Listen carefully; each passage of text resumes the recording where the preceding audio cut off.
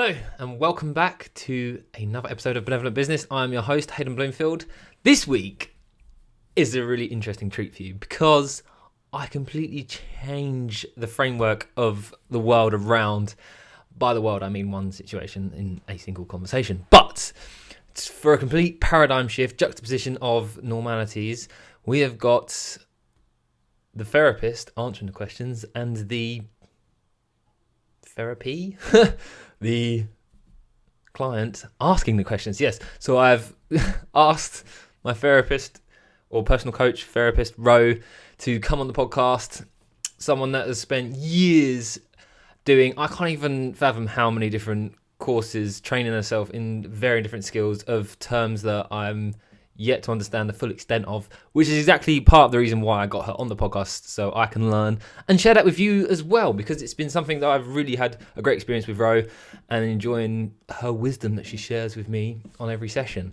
And it's something that I've made videos in the past about therapy, but it's something that even with sessions, I've had this with my business coach as well, but something that I'll be like, I don't really need it, I'm not really fussed. And there'll be sessions you start off with where you get started and you're kind of like, I don't really see this going anywhere. What are we going to get out of this? Part of me is thinking I want to get my money's worth. Part of me is thinking I just want to have a great experience. I want to learn something. I want to have some key takeaways. But I have yet to have a single session where I don't come away absolutely blown away by what I've experienced and received from that session.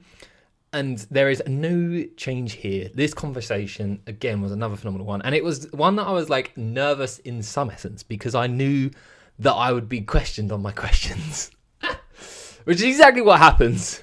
So it's interesting. I knew full well there was going to be some questions I was going to ask Rowan. She'd be like, well, let me just rephrase that in a better way to be more positive and enlightened. And I'm like, I knew that was coming. And it does, of course. But especially around the last question, I wondered how Ro would respond to that, but she answers it and is kind to me despite my nerves. But no, as I said, great conversation. I really hope you get a lot of value from it. I'm certain there'll be some great pearls of wisdom for you to take away. I ask a lot, and especially around, we're all humans, we've all got our own experiences, baggage, complications, and thrives and challenges in different ways. So there'll definitely be some key takeaways for you. I really hope you enjoyed the conversation. Let's get stuck in this week with Ro. So Ro, welcome to Benevolent Business. Thank you for coming on. Oh, thanks for having me, Hayden. I appreciate you taking the time. Oh, likewise. Thank you for giving your time up for me. And first thing to kick off, obviously I've known you for, in my head I'm just a couple months, but it's actually coming up for over half a year now. So for the benefit of the audience, who are you and what do you do exactly? Well, even answering that for myself, I use you as kind of a personal coach therapist kind of structure, but what is the range of what you actually offer of your services? So my name's Roanna Harstad. I run a company called MyRelaxationCoach.co.uk. I'm a trauma-informed clinical hypnotherapist, and 50% of what I do is facilitating people to grow their own business and or grow their own business identity. And part of that is tidying up what we do in our personal life. So it usually starts personal and then it grows into more of a business strategizing sort of thing. So I use neuro-linguistic programming, hypnotherapy, life coaching, business coaching, confidence building, and I'm a trauma-focused and trauma-informed practitioner. Okay, perfect. So in gathering all those lists of skills, is this something where throughout your life you've just honed in on each one gradually, or is there a course that's the business coaching, personal coaching, hypnotherapist list? So, or is it you studied one by one? I wish there was a course. What I generally came across with working with my clients is once you build a rapport with your clients, you find all sorts of things that they need. So along the way, professionally, you fill in the blanks because it can take a lot of energy to get to know one person. And imagine if you had to go to 10 different people to get those 10 different therapeutic experiences. Yeah.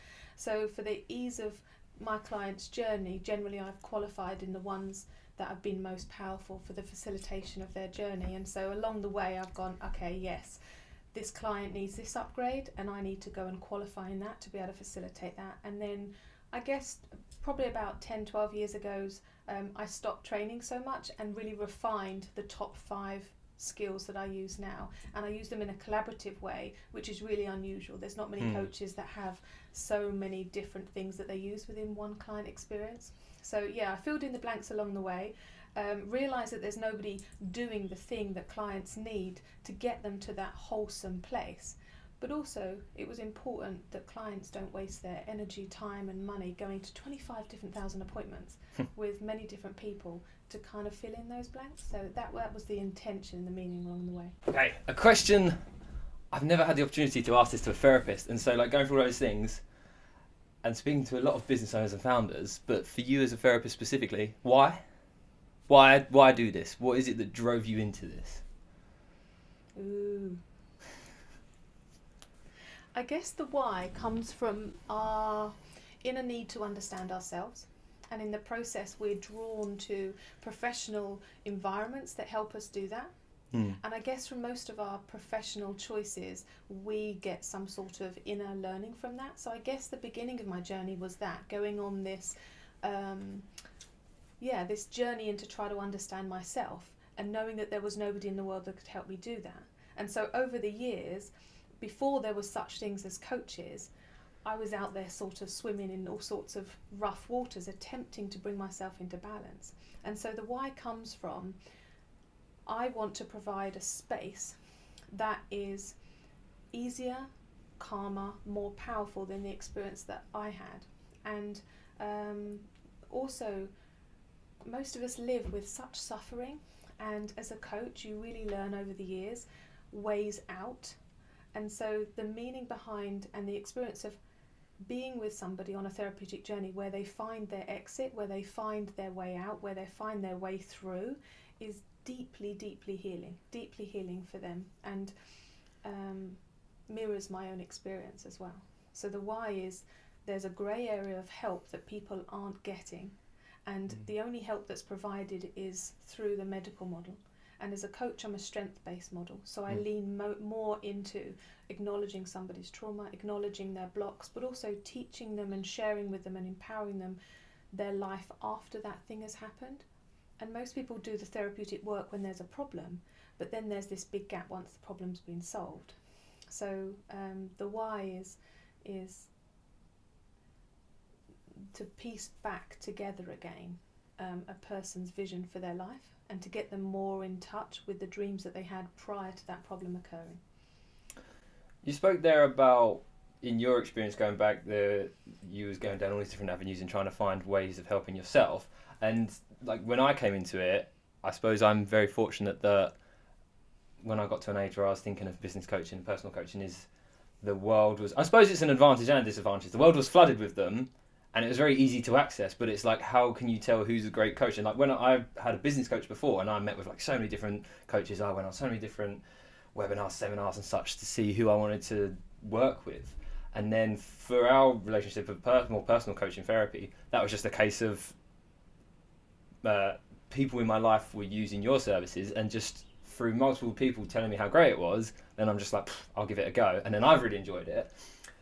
And so going back to where you was incentivized and talking on your why, where was this why born from? What is it that incentivized you? And because I think it takes a certain person to be like, I want to develop my own professional self, which is like, for me personally, I've always wanted to, and it's something I've always, since like nursery school, I remember analysing things and looking at what can I do to be more efficient. Why does this person behave this way, and why does that person behave that way? What is it that's causing this or encouraging it? So for you, is there any particular event, life event, or series of events, or just was it randomly you just woke up one day and was like, do you know what, I want to become some sort of coaching therapist individual, and that's what profession I want? Well, approximately 90% of people that are in personal services like the ones I provide have had a life that's had texture and challenge. And I think maybe you can span that across everyone's life, right? Is that there's always parts of life that rough us up a little bit, and that can happen earlier on in your life, or it can happen a bit later, or it can happen sometimes the whole way through. So I guess the answer to your question is, when you've had a physical experience of life after the challenge or change, it's that becomes the fuel to facilitate that for somebody else. So, and I guess that's where you might get your why from, right? Is that, where does your why come from? Your why will usually come from your attachment to some future moment that is just about in your grasp, that might be feeling a little bit unable to achieve because of some sort of challenge or change. So the key is to link a human's personal reality that might be challenging or difficult and link it to what they want once that challenge has been passed. And so all of us have a story that has texture and challenge that creates the fuel and pushes us closer to what we don't want, which helps us refine to what we do want. So I think challenge and change and all sorts of those things will really force us to look at what we want in our lives and use it as a little bit of a platform to push away from. Does that answer your question? Spoken like a true therapist and personal coach, I've asked you a question. You've managed to get me introspecting into my whole self and my own incentives. Okay. So what came up for you then? Because that might be interesting. In terms of my own drivers and why, I suppose, well, to use this podcast as context, for me, there's an extrinsic motivation where I'm I see all these podcasts I listen to, I watch so much content on YouTube, and there's people I look up to and I'm inspired by, and I aspire to be like them. I'm I'd love the idea of creating something that people get value from, and I suppose in my head I'm that's really cool, I'm really driven to that, so I want to create my own interpretation of that. But intrinsically, it was a case of in my own business, so many challenges that I went through. I had coaching which really helped, and I tried speaking to so many different business owners, and it's just become this route to go down of let's dive even deeper, and let's, rather than just having one-to-ones, a quick coffee break or lunch with a business owner, why not try and find a way that I can sit down with them and really go into the depths of it and selfishly be I really struggled with this. How did you overcome that? Because you've overcome it in this way, you've overcome it in that way. What did you do, and what can I take away from that? And that's what I hope with my audience, or with the audience, is that they can sit there and listen and be I've literally been stuck there. And this, now to really get into depths of someone to overcome it would be wonderful. And also just this driver that I want to ensure that the work that I do, the businesses I have them run and grow, have an impact ethically and sustainably, whether that's on the environment, the community, globally. And so part of having a podcast called Benevolent Business is all around I'm learning how to build a better benevolent business, and I want to share that with as many people as possible. So you want to become the fuel and the food of which your community that you care so much eat and drink from. And most of us want to share once we've had enough, and most of us don't ever get to a point where there's enough to share. But when you do have enough, you share it easily, right? And there's nothing more amazing for those of us that are community-based humans, right? That we have enough and we want to bring everyone on the journey with us. And that's what I really hear when you talk about your work, is that it comes from this place of you felt inspired, and then you want to expand that inspiration and provide that inspiration so other people can get inspired. And that's really cool. That's really cool. So, in obviously being a person that has these conversations with people, do you yourself have coaching, have therapy and such? Is that something you're always doing yourself? Yeah, of course. I have. I love immersions. I love learning. And what's amazing about the work that I do is, as soon as you learn something, it gets out of date. I can learn something educationally today, and then I'll meet someone tomorrow where their framework of life will disprove everything that I've learned. And this is what's amazing about coaching and providing services for humans, is that every single individual human will require a completely bespoke approach, tools, thinking. It's extraordinary. And so I think one of the skills you learn as a coach is you learn to have billions of tools, billions of perspective, billions of mirrors, and at any point you can pull them out to meet the needs of a client. And even then, at the end of the day, your clients are just teaching you your blind spots all the time, which is amazing. Really, really cool. Touching on that is something that I realise, and I've had it so many times in a session, is where I'll have a situation, whether it's something that seems so common ground or something that seems quite bizarre and unique to my own experience, but you've always, as you said, building up these tools, it's just you've got this toolbox that just has so many useful things that can be applied. I'm just I'd love to have that amount of wisdom one day, that I can then have this toolbox that I can apply to different aspects of my life and help improve, and in conversations with others as well, and other people's own challenges, and that it's just having this, well, it's all right, I've got this huge toolbox, what do you want help with? I've got all these tools, and in terms of an introspective, in your mind kind of thing. So I find that quite inspirational, realising the tools that you've developed over the years. Do you know what's interesting about that though? Is there can be this perspective, and it was just never been my experience, maybe because I don't organise my information like that in my brain, but sometimes the perspective about gaining knowledge and wisdom is about gaining something and then filing it in that, and then gaining something and filing it in that. And I don't know if you've seen, have you seen Inside Out?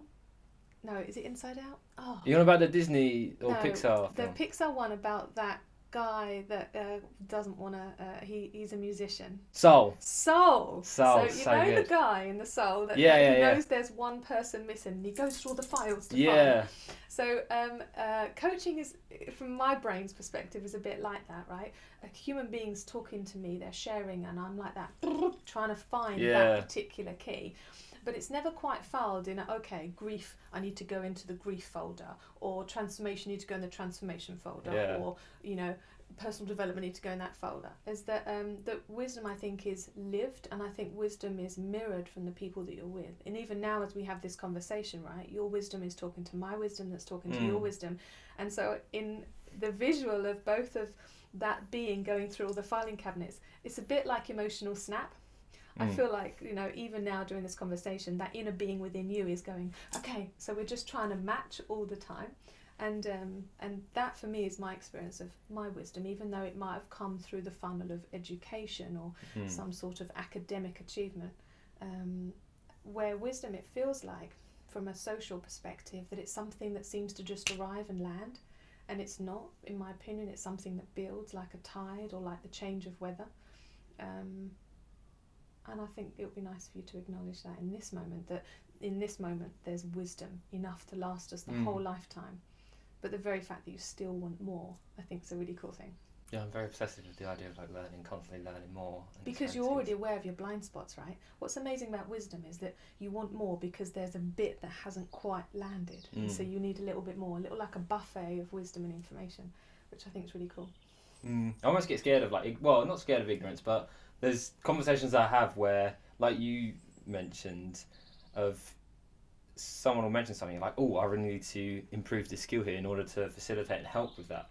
And I have a lot of conversations, especially like thinking back when I was doing a lot more business networking, if people would mention things, and I'm like, I don't know much about that. I really need to like step up my game here and go and deep dive into researching this topic and subject, which I like the excitement of that, and I love the idea that constantly there's going to be these things that almost scare me a little bit, and I want to learn. But then, as a result of that, I find I've learned so much from it. And then, especially now, like in recent times, having a YouTube channel and creating content, is that as soon as I learn something or read a great book, I then create content around it to share. So then it helps me retain the information. And if I forget it, I'm like, well, I made a video on it, so I can just go back and watch it and refresh my brain there.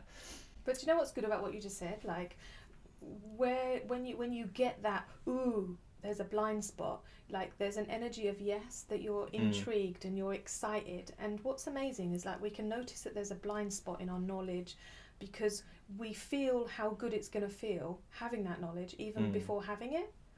And that is part of the door opening process of coaching, is getting people excited about the possibility of knowing something new. And that in itself is like, it can move people completely across to a new decision, and yet they have no idea what comes next. But if you can get a human being excited about what's possible, then the blanks fills in, the grid fills in. And so what you just said is that you had a feeling, ooh, there's the space for me to learn, and it's going to feel really good once I know that. And that is what the driver is to gain more information. Would you agree? Yeah, definitely. Like,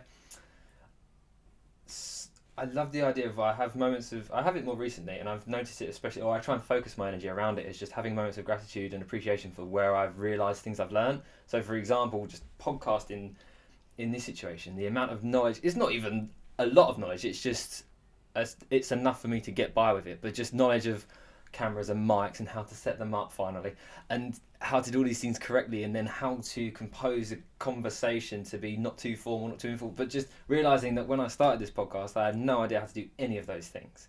And now, having recorded, what is it, like a dozen episodes, doesn't seem like that many, it's still a lot of work, but having recorded those conversations I've learned so much, and I can just like, to take that as a whole separate conversation, I could just list out things. So if someone else was like, I really want to go down this journey and I want to start a podcast, I could just list out so many things that I found helpful and so many mistakes I made.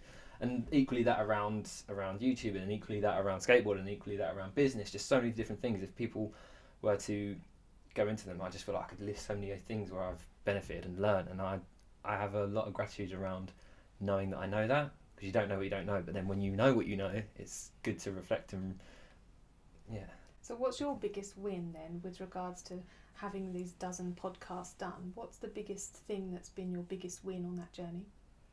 Biggest win is, I would say, in recording the series 2 and like doing it as a sole project now, is the biggest win has got to be being able to have these conversations and knowing that's kind of what my life is, and a lot of what my work is this. I couldn't imagine anything more exciting.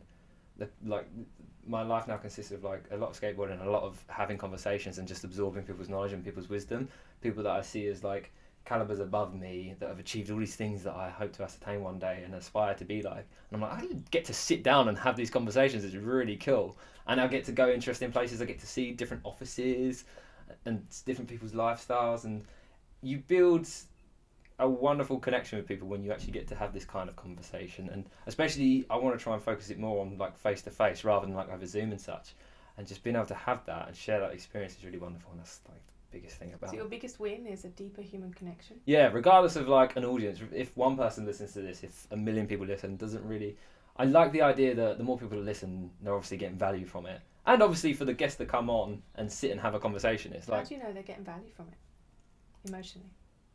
If someone listens to it and decides to listen to another episode, they're clearly getting something from it to bring them back. And I feel like the context of the conversation and what we're diving into and what the questions are and the depth that people go into is, I know it's something that to consume this content would be mentally, emotionally beneficial to someone, because of its, I suppose, the reasons I'm asking these questions and what I want to gain from it. That's exactly what I'm sharing. So.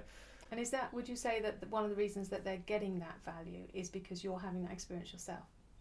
I really hope you're enjoying the conversation so far, but of course I'm interrupting the episode to give you the sponsor for this week, which is of course next week's episode.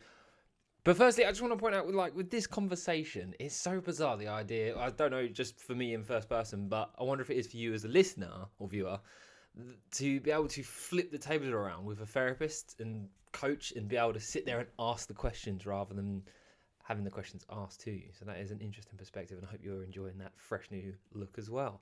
But next week's guest, we've got one of my best mates, Chris Chambers, who runs All Task Skate Shop, and it's like, in complete honesty, it's something that he approached me about coming on the podcast, and I was a bit like, oh, how does this even tie into my podcast? I really don't get it. But then I realised how much he's done within the community of skateboarding for this area and just across like the whole south region of the country. So I realised there was a lot of power there and a lot to have in that conversation. So it's something that really took me by surprise and was really wonderful, and I had a lot of value to take out from it and to get some good insights there into the industry and what it's like and what we can expect with the aftermath of Brexit, of the pandemic, of current situations with wars and such. So it's something that definitely tune into, and here's a few little snippets for next week. And I look forward to it, and I'll see you then. But otherwise, let's get some spoilers from Chris. I didn't really expect it to be anything more than that, like, if I'm honest. Opening shop was the fucking scariest thing I've ever done. I peaked. Like, this is as good as it's going to get. Like, I've got everyone in the room. We've made this cool video. Yeah. I've managed to give away £200 from Vans because they've got, like, money to burn. Yeah. And, like, awesome, thanks so much. And then, like, yeah, that was, like, a super highlight of doing the shop so far. That is looking exciting.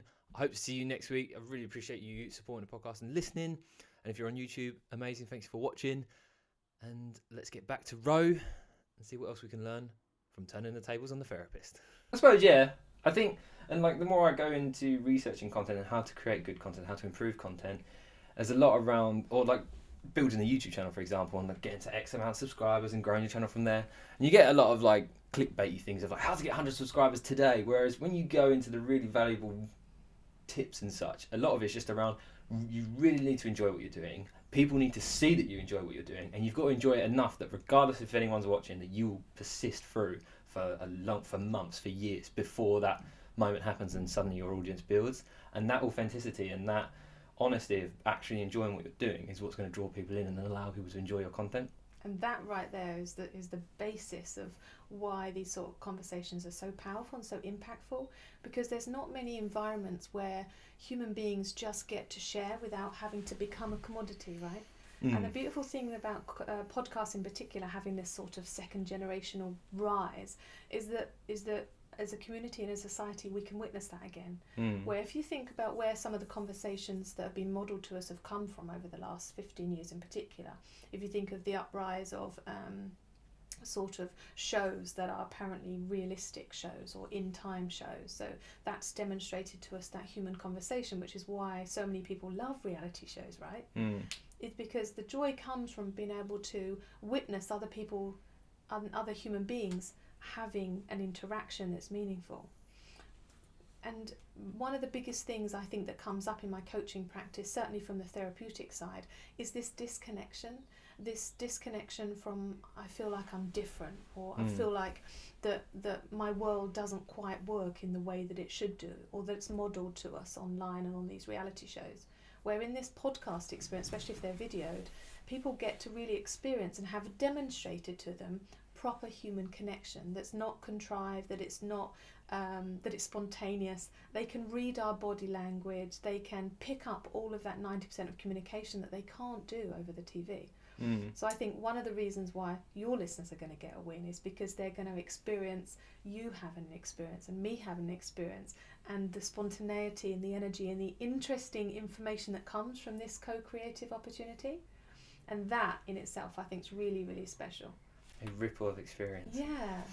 On talking with your clients and such, and obviously people's experience, have you found, one thing I'm really curious of, because a lot of the things that I look to try and achieve in my life in terms of wealth of the mind, wealth of the wallet, wealth of happiness, in working with clients and just, well, the few that I know that you work with, you've got a range of people that are very much at the beginning of their career or somewhere intermediate, and then you've got people that are very successful, still in their career and still years to go, decades to go, but you work with people that have got multi-million pound businesses, a lot of like a large team to manage, and so very high achievers. Do you see a distinct difference there in working with people that are really successful and high achievers compared to those that are more, I guess, to quote, like normal?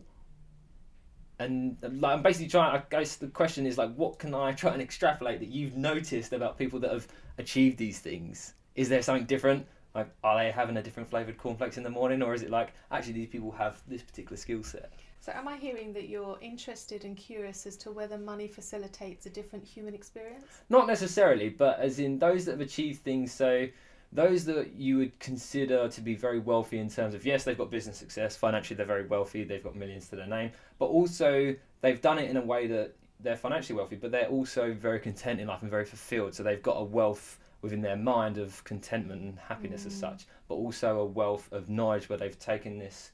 Because I suppose if you work with someone that is like stinking rich, but as a human being, they're not a great person. There's things to extrapolate there and lessons to learn in how they gained their wealth, but their money. But I'm more curious of people that, if you've worked with people where you go, do you know what, they've got money, they've got a good grounded mindset where they can enjoy what they do. Yes, there's stresses, but they handle it well, and they've got like great relationships around them. So what key things have you, or is you just, is everybody the same? Have you got any key things you've identified in people that are like that you go, do you know what, they spend a lot of their time, they invest in themselves, they read, they meditate. What is it they do? Or are you going to say they have therapy?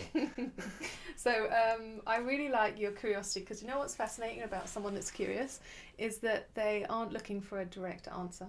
But so I'd like to suggest that you remain in that curiosity, but the answer is, from my experience working across a whole range of demographics, ages and life perspectives, like human beings generally, we seem to have the same sticky problems, irrelevant of what our external life looks like. Our internal life seems to be fairly similar with regards to things that we keep getting tripped up over, and holes that we keep falling down seem to be a little bit of repetition through there. But what I would say is, I guess those that have, on the outside anyway, have created some achievements that may look like out of possible for a community person. The only difference that I see is this level of risk. Okay. And when you've got more resources, it feels to me like you're able to take more risk. I don't think that's the truth. However, sometimes when you're certainly self-employed and when you're growing a business, you get really comfortable with the wins and losses of having a business, and you get a little bit comfortable with risk assessing, and you get comfortable with pushing the boundaries, and you get comfortable with making decisions even though you're not quite know whether that's going to follow through. Well, I think when your life has less resources in time, in support, in money, in energy, in healing, in friendship, in play, it feels like that you have to risk assess differently. That there's not as much option to push the boundaries sometimes. And I think that would make sense to a lot of people listening. And even to those that have lots of resources, still it feels like that sometimes their potential to make a new decision just isn't available in that particular day, because the pressures are often higher. So I don't think there's a difference because of the ecology of those people, but I do think that there's a practice that sometimes happens in the growing of something. Like you just get more comfortable with things, not necessarily failing, but changing their direction or recovering from something that didn't work quite so well. So let's focus, you mentioned about obviously those that are, I suppose, not that they haven't achieved, but as in their mindset might be focused elsewhere. But say you have got someone that is at the starting point of their career and they aspire to all these things. They've got very little resources, very little money, but even just personal coaching therapy in itself, you have to have achieved quite a bit to be in a position to financially be able to support having that kind of having a coach and having therapy. I think maybe is that a belief system, and is your own experience? Yeah, because if I took my mum, for example, she would not be able to pay. The only way my mum would have a personal coach or therapist is because I would pay for it. But otherwise, there is no way financially she could afford it. So for someone that's in that kind of situation that hasn't got, say they've got a job or whatever, but by the time they pay the rent, buy the food, and it's quite minimal food, they're not eating out, they're just getting the basics, that kind of thing, they're left with very little. What advice or tips would you have for someone that hasn't got the capacity to have, and also might be quite time constrained? If someone's working full time and then they're a single mum, they're looking after, trying to get the house clean, trying to do meal time. Steady.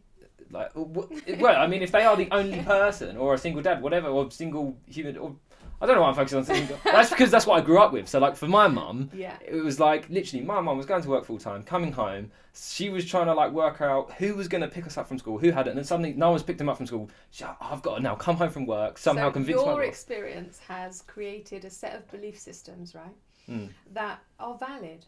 They are valid, what you're saying, and that was your experience. Yeah. But we have to remember that our belief systems are based on what was modelled to us, and it's our job to go and ask questions. And even if we have beliefs around money, and I grew up a working class kid, one of 6, I would say, don't let money be the decider. I dare you to ask your coach anyway, even if you haven't got a pound to your name, because you don't know what is available and possible. And one thing as me that I'm looking for in my clients is somebody that has created space in their life to do the work, that they can prioritise their self-care, and that they are ready to soften the edges of some of those boundaries and get ready for a little bit of a challenge, but in the most loving way. So the blocks and the boundaries aren't necessarily based around money. That might be a reality, or that might be someone's personal reality, but usually what's behind it is a fear, a deprioritization of themselves, a belief system that might be holding them back. And even though I am a coach that is in private practice, right? I'm not in public service. But there's still occasion where a human being has a connection with me and we're able to exchange on a different level. 90% of my business is funded by actual money, and 10% is funded by other interactions, all sorts of things. And so I would recommend that if you feel like, and you have the belief system that you don't have the resources, the time, the emotions, the trust, the money, then ask anyway. Because the seeds that might be planted now from your coach, it could be that now might not be working for you, but it may very well come into fruition in 2 years' time, in 1 year's time, in 5 years' time. And one thing that I see all the time with clients is whether they pick up the opportunity and invitation to work with me now, it will definitely happen.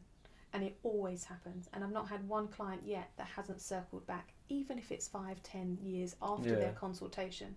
So you've got to plant the seed, let it grow, and prioritise yourself in some way.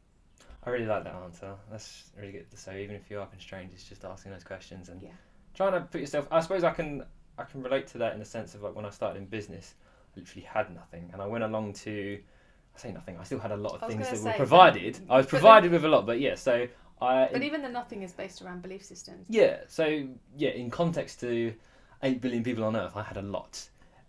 When I started my business, so I went along to like a business networking meeting, which I can like apply in terms of the question I asked and how it was asked. I can apply that to that kind of situation, but in a different context of business networking and the cost of it and what it was going to involve and the commitment in time. It was just there was a lot of barriers put in place for me to commit to it, and I kind of just like what? Well, this was around time. It was a morning of the week. I only worked 3 days a week due to I was working for someone and then trying to set up on my own in the spare time. And the barrier was that one of the days I actually knew I had work was the morning of this meeting. So I'm like, if I commit to this meeting, that's going to screw up a whole day's work. So it's not just the cost of the meeting, it's also a day's money that I might lose, or I've got to work a way around it. So then I just had to start later, finish later. So you did figure out a solution? Yeah, so I figured out a solution. And then it was like the money. So when it came to money, it was like, I have started my business, I've got X amount of money to my name. The cost of this networking pretty much equates to X. Therefore, if I join this, I've invested my money. I've got a mower and a car. I haven't really got much equipment. Are people going to believe me that I'm actually a business? So I paid it and joined it after having a few conversations with people in the room, and it paid me back in dividends in months, weeks, and years down the line. It paid me back so much. So what was it for you then that allowed you to take the I'm working that morning and the fear of what if I lose my clients? What was it that enabled you to jump over that belief system and work stuff out? How did you do that? Where did that drive come from? I love taking risks. And I saw that regardless of, like, in terms of weighing up the potential upsides, the potential downsides, the definite upsides, the definite downsides, when I kind of did that back of the napkin math in my head, I was like, well, the potential upsides here, when I look at the potential downsides, like, it's going to be a huge win. And so by upsides, can I refine that you was able to see yourself in the future on the back of that successful investment? Yeah. Yeah. And that is exactly what it comes down to, is most of what we attempt to move through with regards to challenges or blocks is because we don't quite believe or trust in the thing that's coming after, or that we don't necessarily feel like we're ready for, or that we want, or that we desire, or that we should want or desire. And so what you just found there is you perfectly demonstrated a human journey, right? So we come across a block, we decide whether or not we have the resources to overcome that block, and part of those resources is being really fully aware of what's due to come after. What do we want? Because that's the only reason why we would walk up a really high mountain, is if someone told us the view is the most spectacular view you've ever seen. Yeah. And there's no way we'd go there. If someone said, yeah, get to the top and there's just rubbish, I don't know if that would make that journey as easy, right? Yeah. Something you asked me earlier about what my biggest win is, which I'm curious to ask you as well, but I'm going to ask a question before I ask that, of the exact opposite, which is something I've really enjoyed asking people, and is what, in this moment, on the top of your head, what would you consider to be the biggest mistake you've made in your career, and what was the necessary lesson that you took away from it that enabled you to improve? Just one. You can, if you've got a highlight reel of a few. You say that question again. What words did you use? So what in your career would you identify as being one of the biggest mistakes you've made? Stop. Biggest mistakes. Yeah. Interesting choice of word. As a coach, I would say, what would the biggest area of growth that you've had in your career be? And so that's how I would frame it. And so the biggest area... This is why I was really curious to ask you this question, because I asked this question in interviews and people are just like, right, okay, biggest mistake, I've got a long list, let me pick out. Whereas I knew if I asked you, you would definitely have a way to reconstruct that question more appropriately. So I'm glad you've done that. Well, just because, if I'm going to claim a mistake, just get me a whip and I'll just whip myself, right? But there's... Us coaches, there's no such thing as failure, there's just feedback, right? Mm-hmm. And feedback creates the ladder of which we can climb. Mm. And so areas of feedback for me toward myself would be, I think it's more metaphorical, it's less mistakes, it's less areas of growth, but I just wish that I had claimed my speciality 15 years ago. Okay. When I was sort of moving, I was one of the first people to claim myself as a coach and in a trauma specialist way. And when I was in that field, I was working in the grey area between counsellors and psychotherapists, right, which is a really scary space to be. And yet there was a need for that space 20 years ago. It wasn't being looked after. Not only was there not a private practice experience, but there wasn't a public practice experience either. So all clients were just being medicalised, or they were being given medical labels for their trauma. So I think my biggest area of growth is that I would have wanted to claim my speciality earlier, claimed it in the world in a more braver way, only because I feel like that I would have liked to do 10 years worth of more work than I've done. Now, 10 years into claiming that and being that specialist, I feel like I've caught up a little bit. But that's one thing that I think I would have really liked to do. But like all areas of growth and feedback, in that time, at that moment in my life, I did the best that I could, given all the information and support I had available. And so I guess if there was a coach sitting opposite me now, I would say, find your niche, find your area of passion, live in the grey area, because that's where your speciality and power is going to be, and claim it as soon as you can. So to extrapolate advice from there to anyone, like the key thing, if you are, whatever your endeavour is, career, business, claim it before you think you're ready. Yeah, I like that. Because I suppose, I like that. If you are debating something, it's pressing the start button on whatever it is you want to do and claiming that noun you want, or however you want to frame it, is just jump into it, which I definitely advocate, because the amount of things of, like, well, again, to use the context of this podcast, if I spent obviously time researching, listening, but at some point I had to start, and I'm so glad that I took that opportunity to start a podcast and find someone to work with initially. And whereas if I just held that up and was just kind of like waiting, am I ready to do this? Am I going to claim this idea of being a podcaster? And like, there's a lot of like nerves around it, whereas just get started. Same with a YouTuber. It's just like, I want to make videos on YouTube, and then people are going to think I'm ridiculous. I'm going to think I'm ridiculous, but it's just like, just do it and enjoy it anyway. So be ridiculous. Yeah, be ridiculous. Because the ridiculous, it catches a sense of attention. And if we think of, like, let's just say that as a society we do model perfection a little bit in an unhelpful way, would you agree? That we feel like we have to have a complete set of something, experience, knowledge, education, money, everything has to be just so before we do that thing. And it's never the case, which is why so many people don't ever do that thing that's so important to them. So I'd recommend you start now, and you fill in the blanks along the way, because knowledge is best placed when there's space to do so. Like, there's no point me feeding you if you're not hungry. And how better does something taste when you're starving? So just like I do with my training students that come along, is I deliberately don't give them all the information, and they go away, they get a bit scared by their blind spots, and then at that point they bring their blind spots back to me, and then we place that information so perfectly. And it makes so much sense to do that. It doesn't make sense to prepare for life and then live life, because it doesn't make sense. You know, there's that lovely quote that says, life makes sense looking backwards, but we've got to live it looking forward, right? One key I want to take away from that as well is that the comfort comes in, like, something that you want to start with, whether it's a business, podcast, YouTube, whatever it is, therapy, anything, is that it will have this level of discomfort to it, and it's all like this imposter syndrome where you're like, well, I'm not a podcaster, I'm not a YouTuber, I'm not a business owner, all these different things, and all this discomfort. It's like, well, I don't know anything about this, I don't know anything about this. But I find you will learn the biggest lessons as soon as you just jump in the pool and try and swim. Obviously, if you're learning to swim, learn to swim and get coached on it. But like, in starting a business, I learned so much just by starting a business. I didn't even know that I was like kind of starting a business. I was just like doing a few garden jobs here and there, and then all of a sudden I'm like, oh, okay, so I've got clients, I've got regulars, I've got some sort of structure. I now need to market. Okay, well, I'm now a business, and I just had to like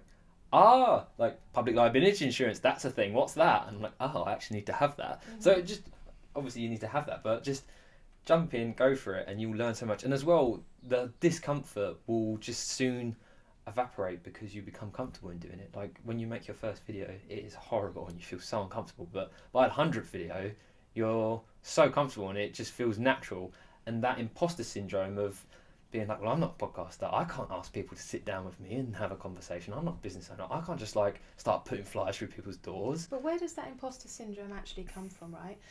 For me, imposter syndrome, I think it's one thing that's really misunderstood. I think having that feeling of imposter syndrome is one of the most valid feelings that you can have as a human being. And that is because when imposter syndrome shows up, in my opinion, it's that part of you that has never been demonstrated how to do something. And yet as an adult, we expect ourselves to know how to do something that we have never done before. And so imposter syndrome is one of the biggest gifts, because it's showing up saying, I would like this modelled, please. And so if that comes up within you, or if it comes up within anybody's life, then go and find that and allow it to be modelled to you in any context, in an emotional context, in a spiritual context, in a physical context, in an educational context, in a business context. Like go and find a model of which you're attempting to feel more comfortable at. And the idea that we have to expect ourselves to understand something that hasn't been modelled to us is a complete waste of energy. But it's one thing that we think we get to adulthood and all of a sudden all our adultisms come up and we should know everything. And so I think the imposter syndrome is one of the biggest gifts that we get, especially when we're attempting to go out into the world as something new, because it's that part of us that will really teach us where to find our safety. And like you did, you went out into the world, you found people that you inspired, that were doing what you were doing. You took that information, your nervous system said, yes, this is possible, and then you added an upgrade to it.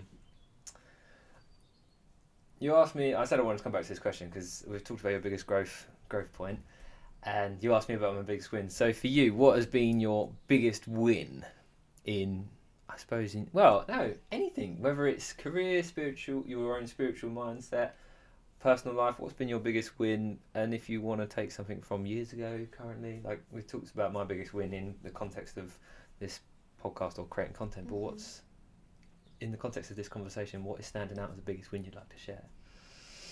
Well, as always, I will bamboozle you with metaphors, I'm afraid. Cool. Because there's not just one thing, but my biggest win is knowing that the part of me 20 years ago that knew that this was important work, she's finally in the world where this important work is actually happening and it's becoming normalised. So my biggest win is trusting her voice that this was important, even though that she was terrified. That inner part had minimal support in her life, professionally and emotionally. There was no models that were doing the work that I was doing back then, and that was really frightening. So my biggest win is giving her a high five, the one that said yes, even though on the surface it hadn't been done before. So my biggest win is knowing that this was important work, the way I wanted to do it was special, important and powerful, and seeing the benefits of that 20 years later, and specifically over the last 10 years, having the impact of this work both on my life and on the lives that I have the privilege to share. That's a wonderful answer. That's a really great answer. I like that. I'm cautious of time and I appreciate the amount of time you've given me, and I want to ask you the question that I ask every guest, and I'm a little bit nervous that you're going to tell me how I'm asking this question wrong and how it needs to be restructured. Well, you know us language specialists, we will pick you up, so that's okay, it's part of the fun.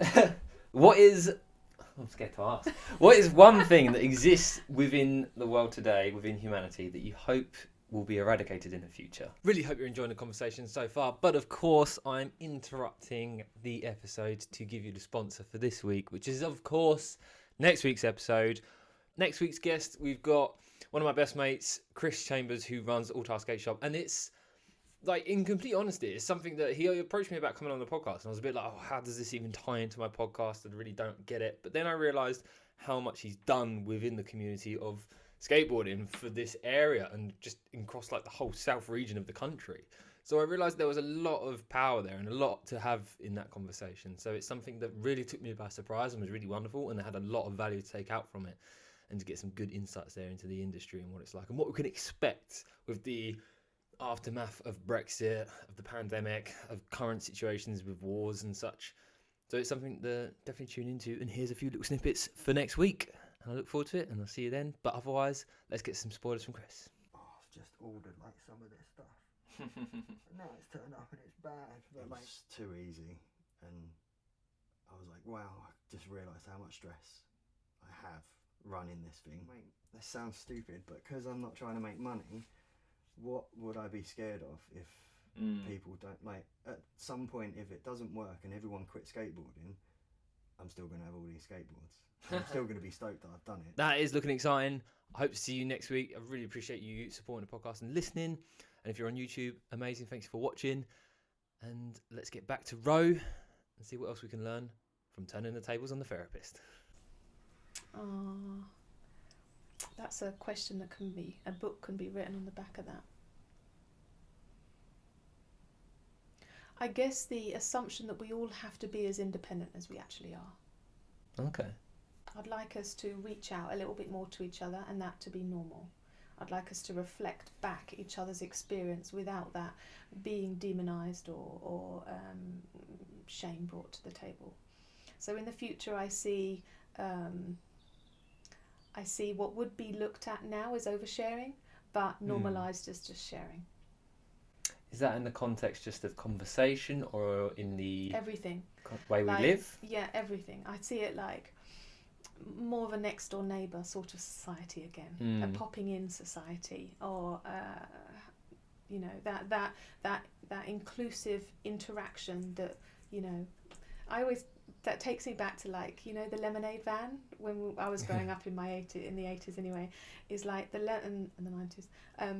But when the lemonade man came round, all of the people all the neighbours and the neighbourhood kids, it would be a really exciting moment where we would get together and we would connect, and I think it's that I think we could do a lot more in society, is we have this normal daily interaction where we do have a conversation in the middle of co-op about something random, even though we may not know each other very well. That sharing of resources and space, time, money, without fear of lack. So maybe that's quite a lot to ask, but I think just sharing. I'd like to see more sharing. Yeah. One thing I took from that is just something I used to have at my house with my best mates years ago, before like mortgages and children and busyness was such a thing, and it was more of just like part-time jobs and college and just skateboarding all the time. Is a couple of my best mates, literally, they wouldn't knock at the door, they wouldn't ring the bell, they would just walk in. Yes. One of my best mates used to spend more evenings at mine than anywhere else than he did at home. Yeah. So of an evening, he wouldn't message me, wouldn't call, he'd just walk through the door, who's putting the kettle on? Or he'd be like, anyone want a cup of tea? I'm like, oh, hi, yeah, make me a cup of tea. Just the fact that the door was, and I love that, and I want to have that in my future where, to a certain extent, there's obviously situations where you don't want to be disturbed, but just the idea that I'll have an environment where people can just walk in the door, or just drop me a message like, I'm coming over, and I'm like, I'm not even there, and I'm like, oh, can I don't know, if I've got a pool, whatever, people are like, can we just use a pool? I'm like, you know where the keys are, you know where the door is. I reckon we can call that kitchen table society again. Kitchen table society. Well, I had a guest on the first series, Benita. She had this whole concept of this. I don't want to butcher the name. I'm sure she called it share economy. I'm just like testing my brain here testing my brain. Share economy is.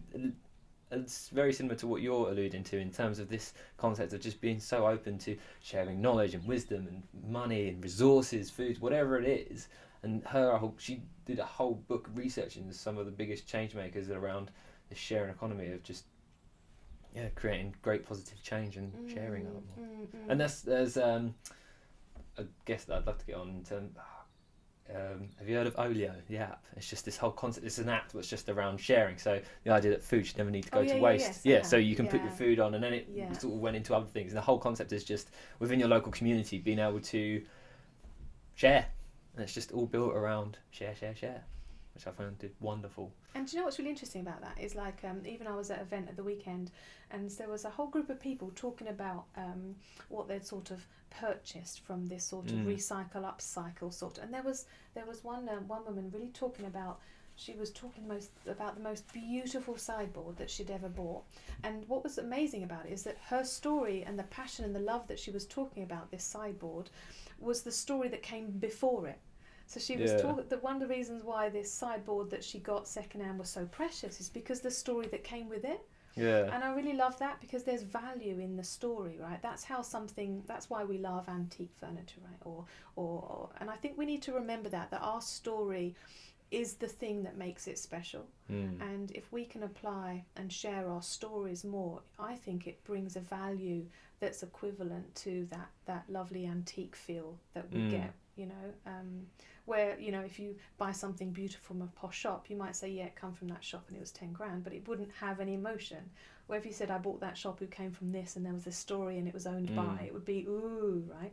Yeah, I definitely find that a lot more, especially in the subject of shopping. That's definitely how my mind works now. And I went through this phase when I was in my early 20s of wanting to be flashy and, I guess, poncy. So like the clothes I was buying were just stupidly expensive and had no story to them, and it's just, it's got this name on it, and like thankfully grew out of that. But yeah, now, so the context of like if I'm shopping, it will be charity shops or from some sort of brand that's around sustainability, recycled. And now if I buy a piece of clothing, it'll be around, well, this is made from like all these plastic bottles and stuff, and that's the journey as it's gone from being collected off the beach, all these plastic bottles, and then they've been turned into this jumper or other item, and or just exploring charity shops, going to this like wonderful town, having like a nice experience there, and then embracing like a few local businesses, having a nice local coffee, having a lunch in a local shop, and checking out the different charity shops, and then getting these items. And then the story, I suppose the story's not specifically around the item, but it's like, oh, this item came from this day and this experience. But that makes complete sense, because what I know about you, right, 2 of your base values are community and then innovation, right? And so you've just linked community and innovation in a really nice way. So it would make complete sense that the things that we choose in our life, when we don't want to engage in them, it's because they're the opposite of our value systems. When we do want to engage in them, it's because they align so perfectly with our value systems. And I think one thing that's so amazing with human beings is if we can just understand a little bit more about what our base values are and the choices that we're making that align with them but also don't align with them, I think we'd avoid a lot of conflict, and I think we'd really lean into way more pleasure and way more gratification and way more satisfaction. So yeah, innovation and community, I think you'd agree with some of your base values. And so maybe as a bit of homework to demonstrate this to your listeners, maybe you can take those 2 words, innovation and community, and keep them in your forefront of your mind as you walk through your world over the next couple of days, and see how many choices that you make that are directly linked to those things. Well, that's very interesting. Well, that's a nice closing point, and I could have this conversation going for hours. It'd be very interesting, and there'd be a lot to take away from it. But thank you, Ro, for coming on. It's been an incredible experience. A wonderful conversation. Yeah, well, thank you so much. And maybe whatever we created here will something new will come from it, I'm sure. Final point, obviously, hopefully if someone's listening to this, they're thinking, bro, sounds like a great person. I need to get some personal coaching and therapy there. Where's the best place for people to find you? Have you got spaces available? So I have new client intake every 3 months. But the best thing is to go to the website, MyRelaxationCoach.co.uk. You can find me on Instagram. I'm still on Facebook, but Instagram's more up to date. Drop me an email, tell me about your life, tell me about what you need, tell me about your challenges, and let's see how we can co-create. Let's see what I can share that's going to facilitate your well-being in the way that's important to you. So yeah. Perfect, thank you very much. Oh, it's a pleasure. Thank you. Well, that's an incredible conversation. Who would have thought? It's like, as I pointed out throughout the conversation, there's times when I'm like, I'm nervous to ask the question, I'm excited, and I knew that I was really going to be challenged in terms of how I'd formatted the podcast or how I formatted the questions. I knew there was going to be some stuff in there of like, well, you're not really asking the question correctly, are you? And I'm like, oh. But I learned from it, especially around like biggest challenges and biggest mistakes. Like a lot of time you speak to business owners and you say, what's your biggest mistake? And they'll just go, which one? So many, hard to pick from. Whereas you ask a therapist and someone that's really involved in improving the mind or mindset, and suddenly you've got to reshape how you ask the question to put more of a positive connotation to it. So that's really interesting and something I appreciate. And I've realised I started doing it. Like if you listen to next week's episode, you'll probably notice a few little tweaks that I've made. But let me know what you think in the comments, or share this with your friends as well, please. I'm really enjoying making a podcast, and that's kind of the direction I'm taking with the YouTube channel. It's just focusing purely on the podcast. So check that out, subscribe, and whatever you do on the podcast platform, subscribe as well, share, comment, like, something like that. Thank you very much, and I'll see you next week. Bye.